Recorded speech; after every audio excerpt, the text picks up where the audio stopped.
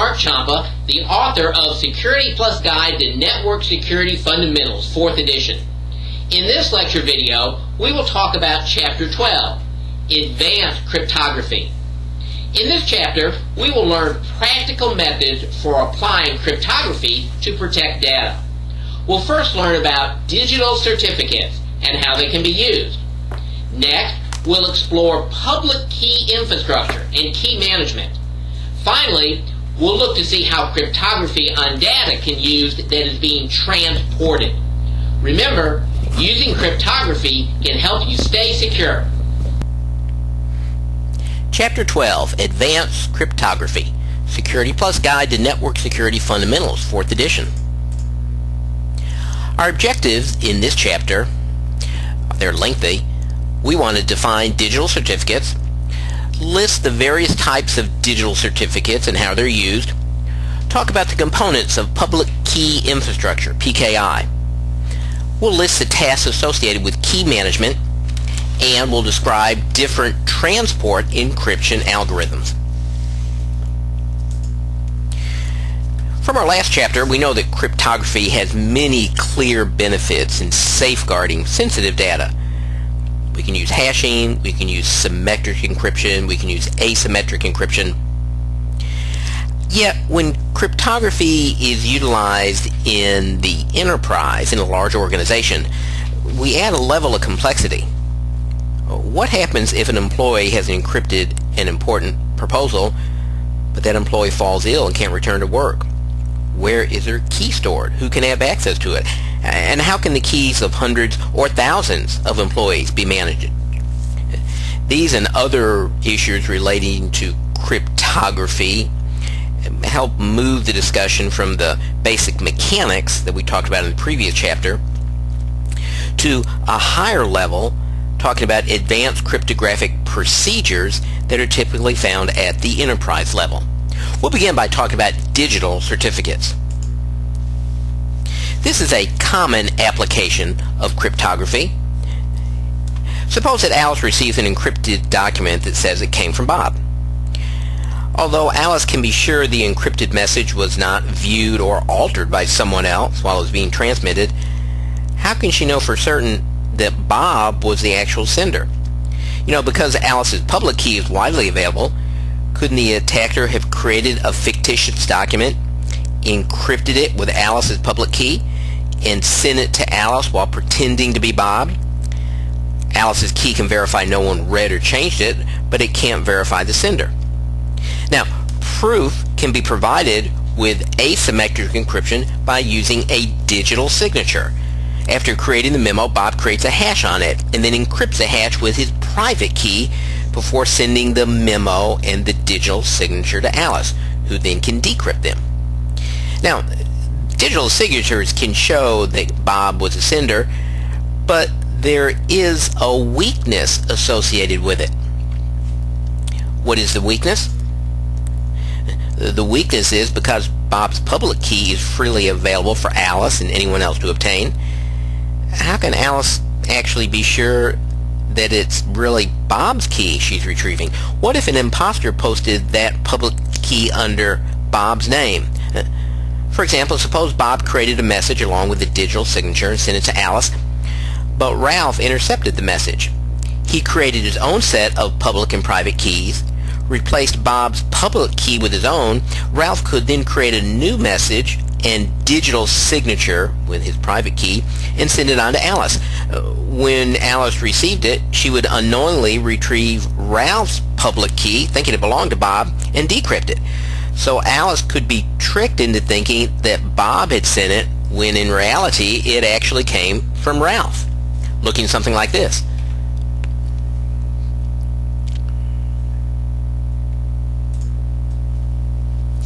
Now, if Bob wanted to show Alice that the public key she retrieved from the internet belonged to him, how could he do so?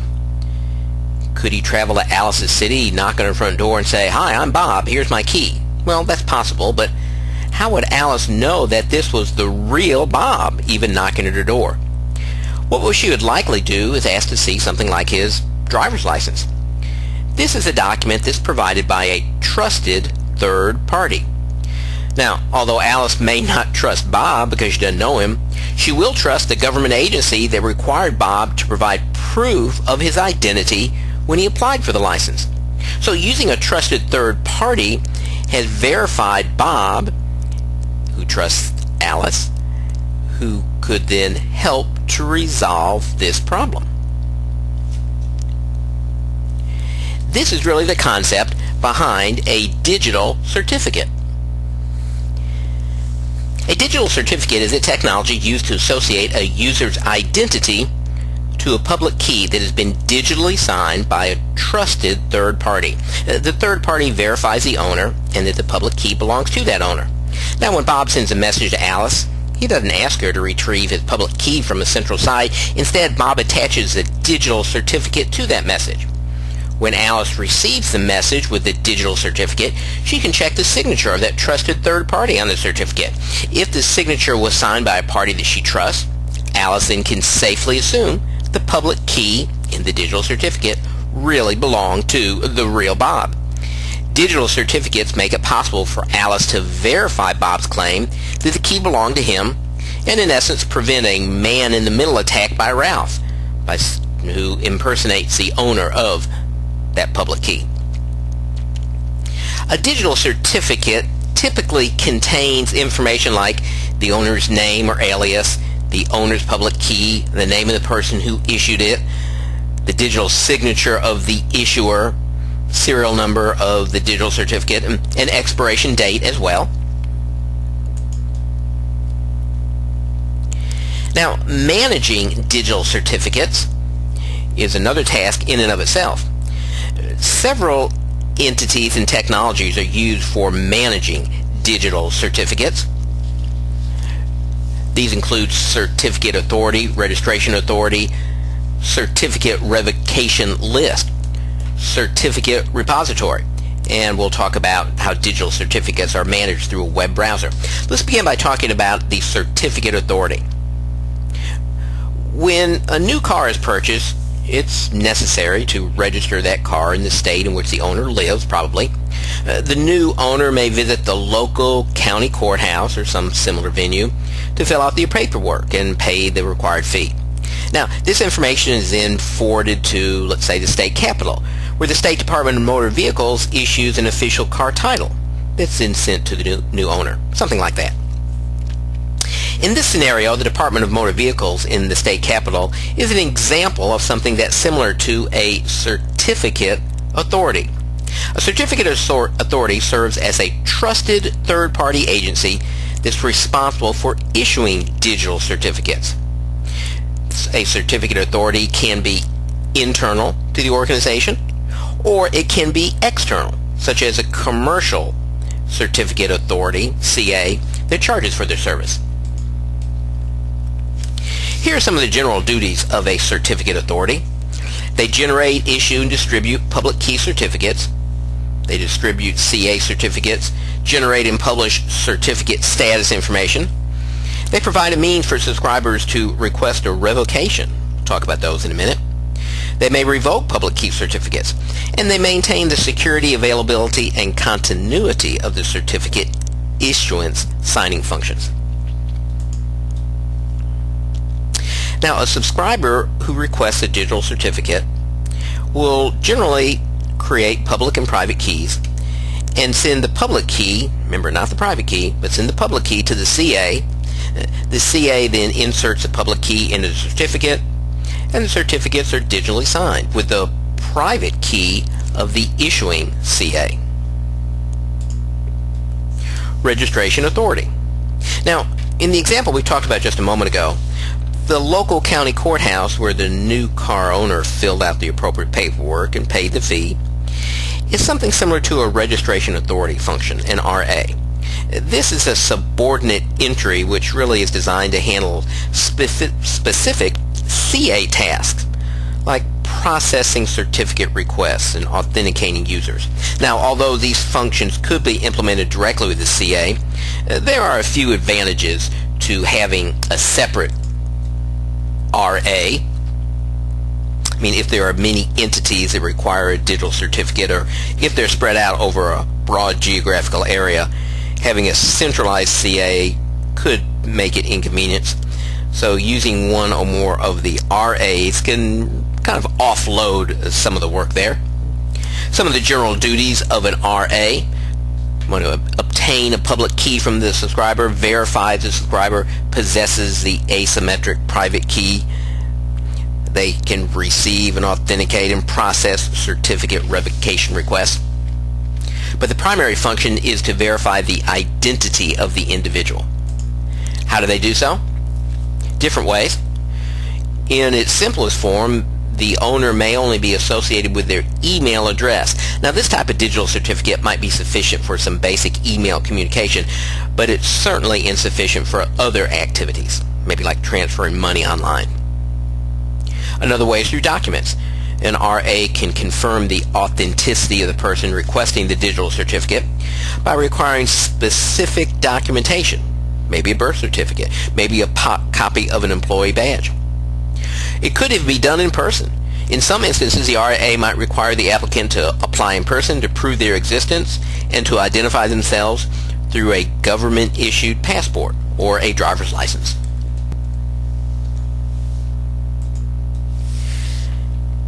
Digital certificates normally have an expiration date.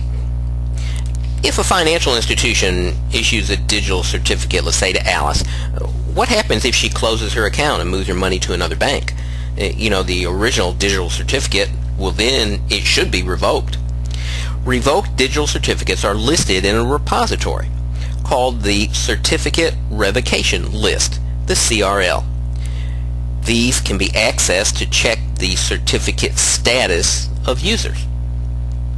Now, reasons why a certificate would be revoked: certificate's no longer used, maybe the details have changed, perhaps the private key has been lost or exposed, or maybe just we suspect it's been lost or exposed.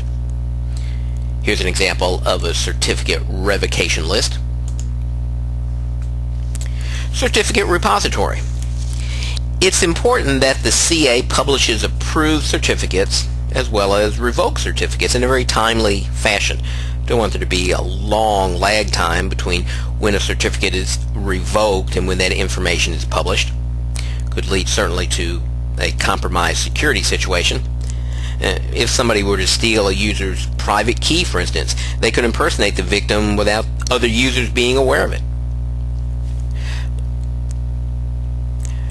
A certificate repository, a CR, is a publicly accessible centralized directory of digital certificates that can be used to view the status of a digital certificate. Now, the directory can be managed locally by setting up a storage area that's connected to the CA server, or another option is to provide the information in a publicly accessible directory that's available through a web browser interface, as this figure illustrates.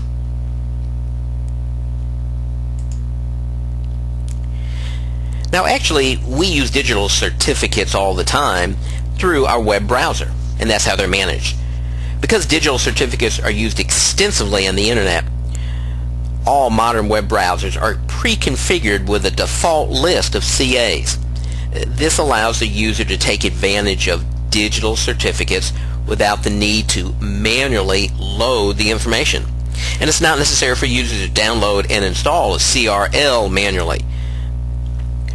The automatic update features of the web browser is one way in which the CRLs are downloaded and automatically installed. If you go to your web browser and just hunt around, you're going to be able to find the default CAs that web browser supports. Now, actually, there are several different types of digital certificates. We'll talk about some of them. One of the uses of a digital certificate, as we said, is to associate a user's identity to a public key. These different types of digital certificates are usually listed as Class 1 through Class 5. There also are what are called dual-sided and dual-key digital certificates. Digital certificates also can provide secure communication between clients and servers by encrypting channels, and they can encrypt messages for secure internet email communication. Some other uses of digital certificates are to verify the identity of clients and servers on the web and to verify the source and integrity of signed executable code. There really are, of these categories we've talked about, Class 1 through Class 5, the most common categories are personal digital certificates, server digital certificates, and software digital certificates. So we'll look at each of these. A Class 1, called a personal digital certificate, is issued by an RA directly to individuals. Personal digital certificates are frequently used to secure email transmissions. So typically they only require that the user's name and email address be submitted in order to receive the certificate. Now, in addition to email messages, digital certificates can also be used to authenticate the author of a document, say of a Microsoft Word or an Adobe PDF document. Class 2, or what are called server digital certificates. Server digital certificates are often issued from a web server to a client, although they actually can be distributed from any type of server, even like an email server. Server digital certificates have two primary functions. First, they ensure the authenticity of the web server. These server digital certificates enable clients connecting to the web server to examine the identity of the server's owner. A user who connects to a website that has a server digital certificate issued by a trusted CA can pretty well be confident that the data transmitted to the server is only used by the person or the organization identified by that certificate. Server digital certificates also ensure the authenticity of the cryptographic connection to the server. We want to have sensitive connections to a web server when we need to do things like give up our credit card number. So web servers can be set up to secure cryptographic connections so that all the transmitted data is encrypted. And this figure we have illustrates that. Let's walk through the steps. In step 1, the web server administrator generates an asymmetric pair of public and private keys for the server, along with a server digital certificate that binds the public key to the identity of the server. In step 2, the user clicks the Pay Now button to purchase some merchandise. In step 3, the web server presents its digital certificate to the user's web browser. Now, the browser looks at the certificate credentials and verifies if the CA is one that it recognizes. If it doesn't recognize the CA, it typically will issue a warning to the user. In step 4, the web server's public key is connected to the server's digital certificate. It's used to encrypt the credit card number on the user's computer, and that encrypted data is transmitted to the web server. So, the web server's public key, that's part of the server's digital certificate, is used to encrypt that credit card number, and then the encrypted data is transmitted to the web server. And finally, in step 5, when the web server receives the encrypted card data, it decrypts it, of course, using its private key.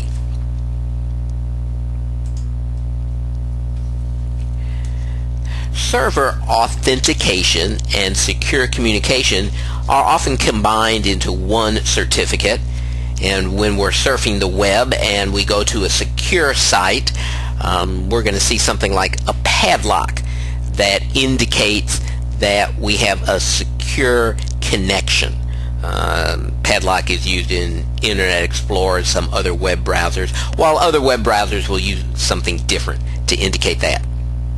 Now, there is something called an Extended Validation SSL certificate.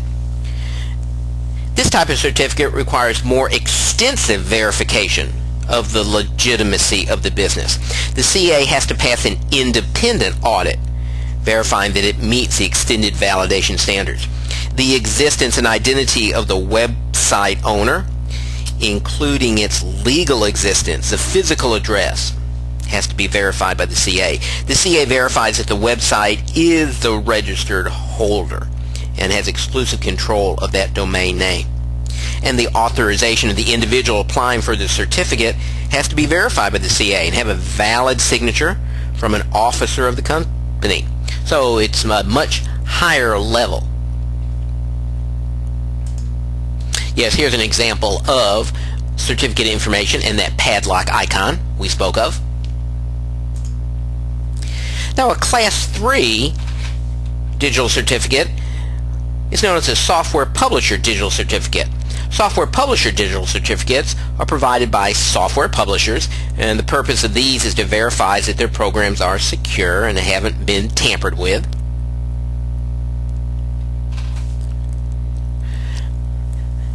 Digital certificates can either be single-sided or dual-sided. Now, when Bob sends one digital certificate to Alice along with his message, it's known as a single key certificate.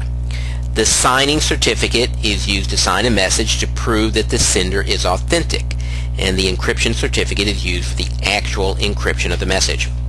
Now, dual key certificates have some advantages. There actually is another type called dual-sided certificates. Generally, only the server authenticates to the client with a valid certificate, but in some settings, the client has to authenticate back to the server. So, in this way, both sides of the session validate themselves to each other. And there are X.509 digital certificates, because this is the most widely accepted format for digital certificates. Here are some of the fields in an X.509 structure.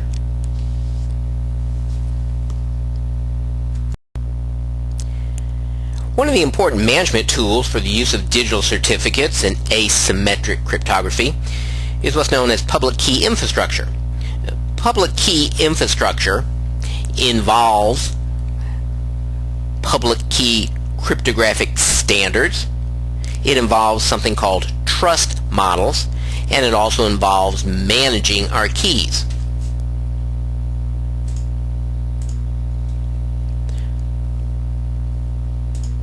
So let's begin with the definition of what PKI actually is.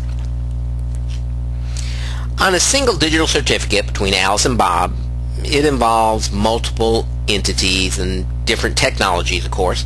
We're using asymmetric cryptography. We're perhaps using an RA, we're using a CA, we're using a CR, and maybe have to move to a CRL when it expires, etc. Now, in an organization where we have many users who may have many digital certificates, it can very quickly become overwhelming to individually manage all of these entities. So there's got to be some sort of consistent means to manage our digital certificates. And that is essentially what a PKI is, public key infrastructure. It's a framework for all of the entities involved in digital certificate management. Hardware, software, people, policies, procedures. All of these entities for creating, storing, distributing, revoking. Really, PKI could better be called digital certificate management.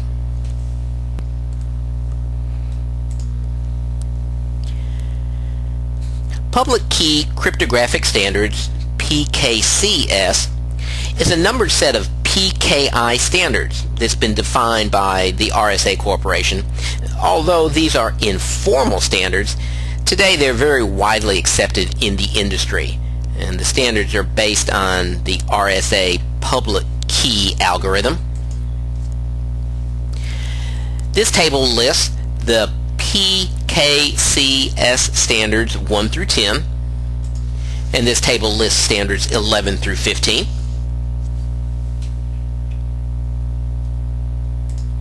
And we can see in this figure that, of course, there is support for these standards from Microsoft. Here's a Microsoft Windows PKCS support screen.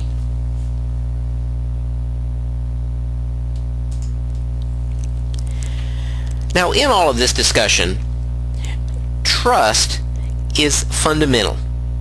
Trust is defined as the confidence or the reliance on one person to another or another entity. One of the fundamental foundations of PKI is that of trust. I mean, Alice must trust the public key in Bob's digital certificate and trust that it actually belongs to Bob. So, a trust model refers to the type of trusting relationship that can exist between individuals or entities. In one type of trust model, a direct trust, a relationship exists between two individuals. That's because one person knows the other person. Alice knows Bob. She's seen him. She can recognize him in a crowd. She's spoken with him over the phone. She can trust that the digital certificate that Bob personally gives to her contains his public key. A third-party trust, on the other hand, refers to a situation in which two individuals trust each other because each trusts a common third party. If Alice doesn't know Bob, this doesn't mean she can never trust his digital certificate. Instead, if she trusts a third party who knows Bob, she can then trust that his digital certificate with the public key is actually from Bob. Someone has said that third-party trust is like that in a courtroom. The prosecutor and the defendant may not trust each other. In fact, they probably don't. But they can trust the judge, a third party, to be fair and impartial. So they implicitly trust each other because they share a common relationship of trust to the judge. There basically are three PKI models that are used with the CA. The first is the hierarchical trust model. This trust model assigns a single hierarchy with one master CA, which is called the root. The root signs all digital certificate authorities with a single key. It can be used in an organization where there's one CA that's responsible for that organization's digital certificates. Now, this hierarchical trust model has some limitations, however. A single CA private key could be compromised. That renders all the certificates worthless. Here's an example of that hierarchical trust model where we have the single CA.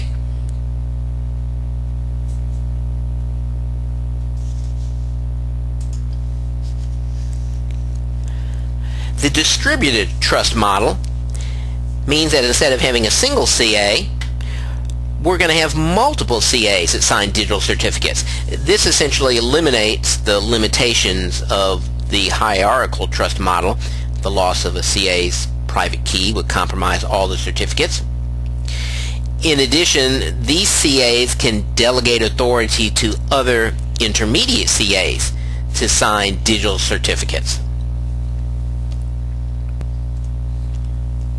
The bridge trust model is similar to the distributed trust model in that there's no single CA that signs digital certificates, but with the bridge trust model there is one CA who acts as facilitator to interconnect all the other CAs. The facilitator CA doesn't issue digital certificates, but it acts kind of as a hub between the hierarchical trust model and the distributed trust model. So these different models actually can be linked together. Here's a figure that illustrates the distributed trust model where I have multiple intermediate CAs, and here's a figure that illustrates for us the bridge trust model, and you can see there that I have a bridge CA between the certificate authorities, one of the hierarchical trust model and one of the distributed trust model. You might say, where in the world would a bridge trust model be used? It can be used in federal and state governments. It's sometimes used in the pharmaceutical industry, sometimes used in the aerospace industry as well, where these applications are most important. Now, an organization that uses multiple digital certificates on a regular basis, of course, has to manage those digital certificates. A certificate policy, a CP, is a set of rules that govern the operation of a PKI, one step into management. The CP provides recommended baseline security requirements for the use and the operation of the CA, the RA, and the other PKI components. A CP should cover topics like CA or RA obligations, user obligations, confidentiality, operational requirements, and training. Now, a certificate practice statement, CPS, is a more technical document than a CP. The CPS describes in detail how the CP uses and manages digital certificates.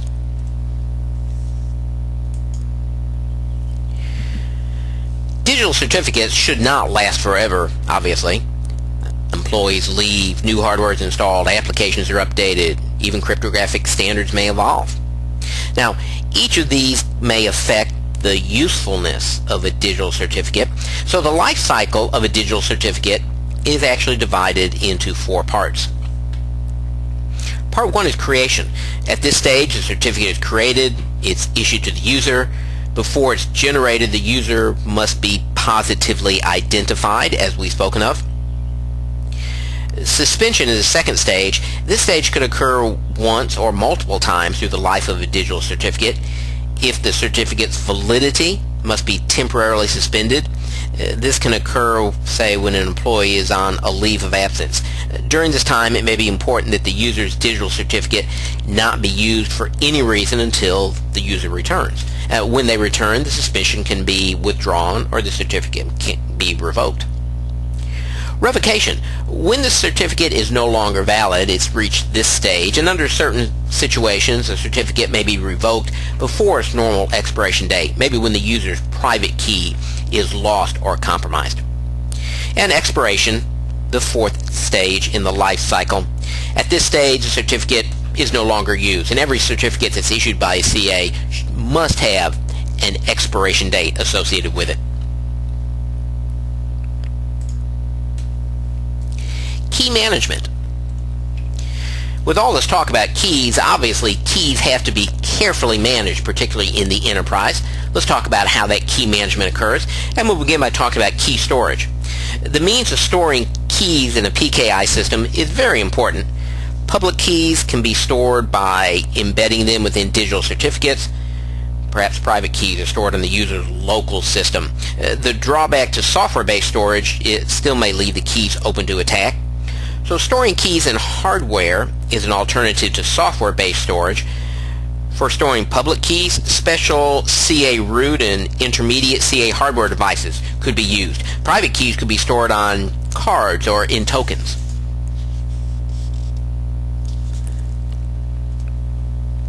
Now, if more security is needed than a single set of public and private keys, multiple pairs of dual keys could be created. One pair of keys can be used to encrypt information. Public key then could be backed up to another location, and the second pair is only going to be used for digital signatures, and the public key in that pair would never be backed up. Now, certain procedures can help ensure that the keys are properly handled. This is what is known as key handling procedures. Key escrow refers to a process in which keys are managed by a third party, like a trusted CA. In key escrow, the private key is split and each half is encrypted, and the 2 halves are sent to the third party, which stores them in separate locations. A user can retrieve the 2 halves, combine them, and use this new copy of the private key for decryption. Key escrow relieves the end user from the worry about losing their private key. Expiration. Keys have expiration dates, as we said. This prevents an attacker who might have stolen a private key from being able to decrypt messages for an infinite period of time. Renewal. Instead of letting a key expire and then creating a new key, an existing key can be renewed. And with renewal, the original public and private keys can continue to be used and new keys don't have to be generated. Revocation. Whereas all keys should expire after a set period of time, a key may need to be revoked prior to its expiration date. Perhaps an employee is being terminated from their position. Revoked keys cannot be reinstated. Recovery. What happens if an employee might be out of the office, maybe hospitalized for an extended period of time, but the organization still needs to transact business using her keys? There are some different techniques that can be used. Some CA systems have an embedded key recovery system in which a key recovery agent, a KRA, is designated. This is a highly trusted person responsible for recovering lost or damaged digital certificates. Digital certificates can be archived along with the user's private key. If the user is unavailable or a certificate is lost, then the certificate with a private key could be recovered. Another technique is known as the M of N control. A user's private key is encrypted and divided into a specific number of parts, maybe 3. The parts are distributed to other individuals with an overlap so that multiple individuals may have the same part. For example, the 3 parts could be distributed to 6 people, 2 each having the same part. This is called the N group. Now, if it's necessary to recover the key, a smaller subset of the N group, known as the M group, would meet and agree the key needs to be recovered. If a majority of the M group can agree, they then can piece it all together. So this is called M of N control.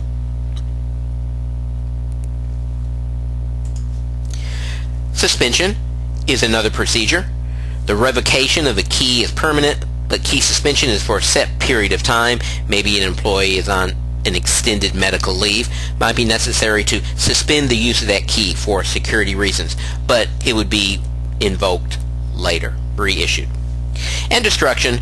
Key destruction removes all private and public keys along with the user's identification information in the CA.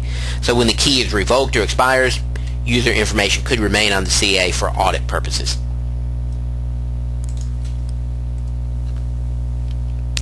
Now, in addition to protecting data at rest, cryptography can also protect data as it's being transported across a network. This is what's known as using transport encryption algorithms. We'll look at several of the most common. And begin by looking at SSL and TLS.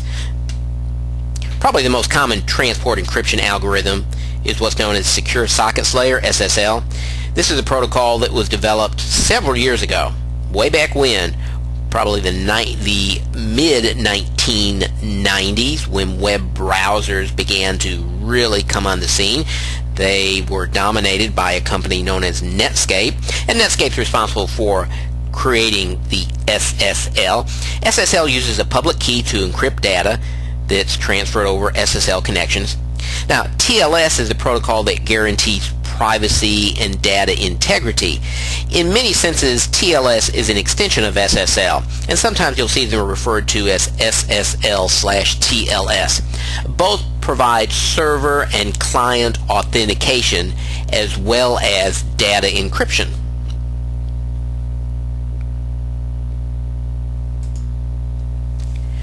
Secure Shell, SSH. Now, SSH is an encrypted alternative to the Telnet protocol that's used to access remote computers. SSH is a Linux and a Unix-based command interface and a protocol for security. It actually is made up of 3 separate utilities. Passwords with SSH can be encrypted, and oftentimes it's used as a tool for secure network backups. Here's a list of those 3 primary SSH commands. HTTPS is something that we're probably familiar with. One of the common uses of SSL is to secure web hypertext transport protocol, HTTP communication, between a browser and a web server. This secure version is actually plain HTTP sent over SSL TLS, and it's called HTTPS, that is Hypertext Transport Protocol over Secure Socket Layer. Now, HTTPS uses port 443 instead of port 80 that HTTP uses. And users must enter HTTPS : / instead of the typical HTTP : //. So we have an additional F in there, HTTPS : / when we're using HTTPS. Now, there's a related cryptographic transport protocol known as Secure Hypertext Transport Protocol, SHTTP. This is not as widely used, although it allows clients and the server to negotiate independently the encryption, authentication, and digital server methods in both directions.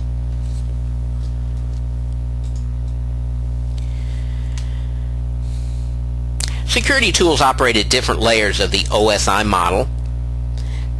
Tools such as PGP operate at the higher application layer, while Kerberos operates at the mid-level session layer. Now, the advantage of having tools function at higher layers like the application layer is they can be designed to protect specific applications.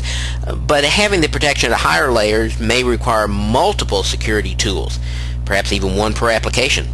SSL/TLS operates at the session layer, and the advantage of having them operate at the lower layer is more applications can be protected, although minor modifications maybe have to be made to that application itself.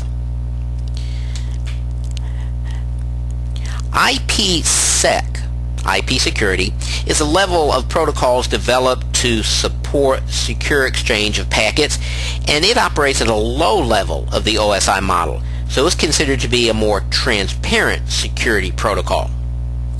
IPsec is transparent to applications, it's transparent to users, and it's transparent to software. Now, unlike SSL, which is implemented as part of the user application, IPsec is located in the operating system or communication hardware, so it's more likely to operate at a faster speed. It can more closely cooperate with other system programs and hardware. Here's an example of the location of some security tools in the OSI model, and we can see that IPsec operates at the network level.